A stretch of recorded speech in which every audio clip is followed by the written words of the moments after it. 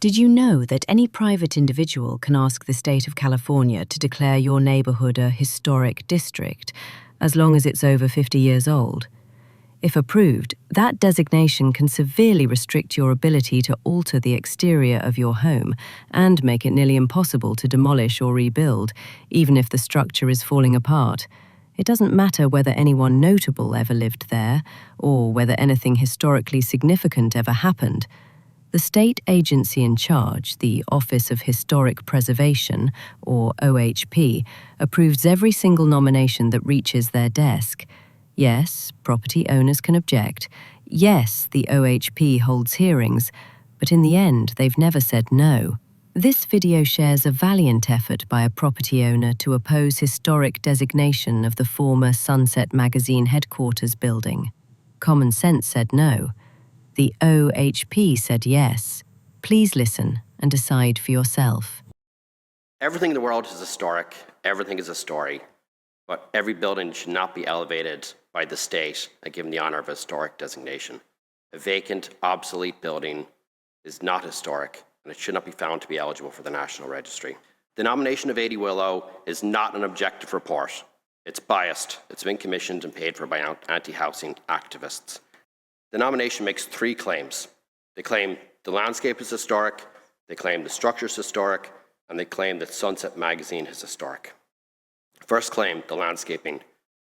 Remember, the nominator claimed that all aspects of the historic site are intact and they retain their historic landscape and architectural integrity. It's a flat out lie.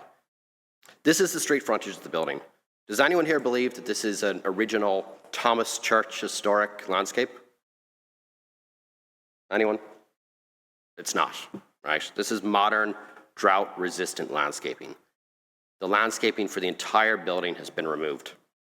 The landscape architect for the project has compared the original plans against the existing site conditions. There's none of the original landscaping left. But when you read the nomination, it says everything's intact. It's all original. It's all fabrication. So let's go through the images that the nominators presented. The image on the upper left is the exterior of the building, which we've already demonstrated is completely remodeled. The second image is of this tree, which doesn't exist anymore. The third image is of so-called climate zones, which, as you'll see from the landscape architect's letter, do not exist anymore.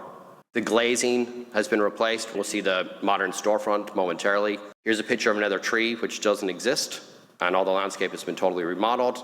Here's an image of a courtyard that does not exist. We'll see a new picture of that courtyard in a minute. There's an image of the interior that does not exist. All the interior has been totally demolished, white boxed, and remodeled. Again, the interior's been totally removed and remodeled. You get the idea.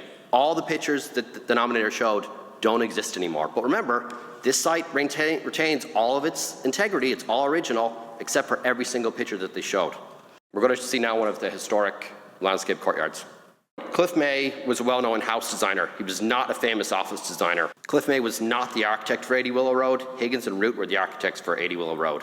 But the nominator doesn't discuss this. Cliff May even acknowledged this in his own letters to Higgins and Root.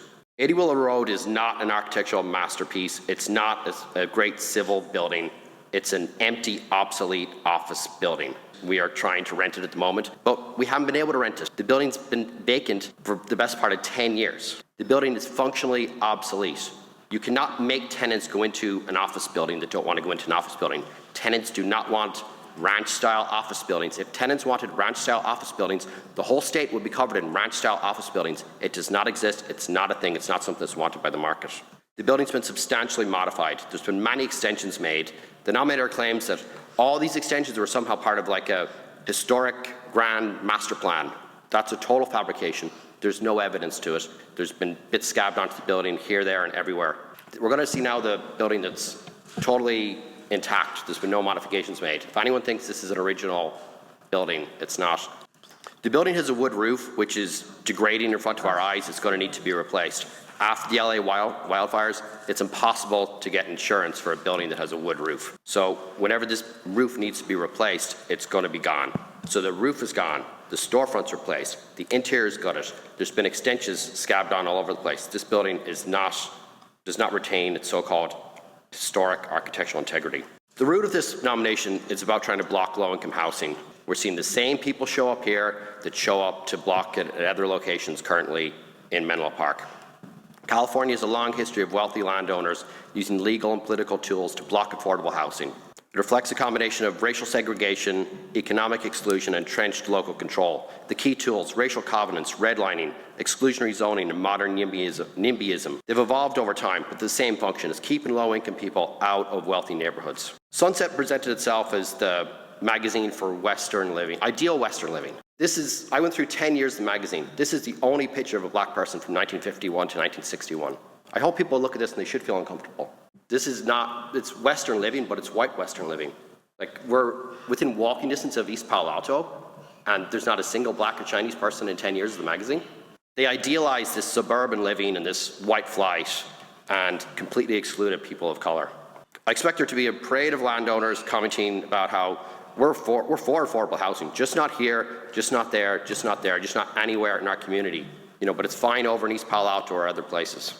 The same landowners showed up to try and block teacher housing last month in Menlo Park. The same landowners showed up to try and block low-income housing downtown in car parks. As I've shown today, the nomination is biased. This is not an objective nomination. It's paid for by anti-housing activists, intentionally misrepresented the conditions of the building. That's obvious. Every picture they showed does not exist now. Staff mentioned that the magazine promoted the California dream. Segregated suburbs were not the California dream, no matter how Sunset Magazine wants to portray it.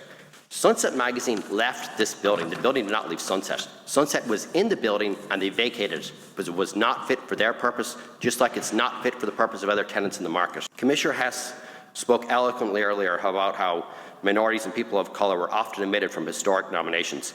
This is this board's chance not to ignore those communities. There'll be over 300 low-income residents living in this building. If the board chooses to elevate an obsolete building, which Sunset left, to the status of historic eligibility, the board will be saying the long vacant, obsolete office building is more important than the homes of hundreds of low-income future residents. Those hundreds of residents can't be here today. They're at their jobs. They're trying to survive.